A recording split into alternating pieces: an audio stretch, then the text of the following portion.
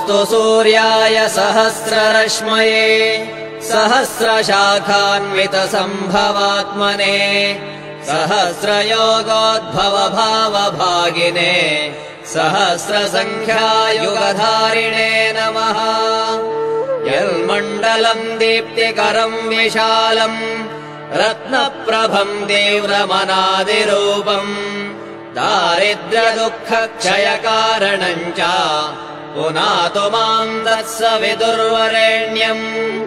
यन्मण्डलम् देवगणैः सुपूजितम् विप्रैः स्तुतम् भावनमुक्तिकोविदम् तम् देवदेवम् प्रणमामि सूर्यम् पुनातु माम् तत्सवितुर्वरेण्यम्। यन्मण्डलम् ज्ञानघनम् त्वगम्यम्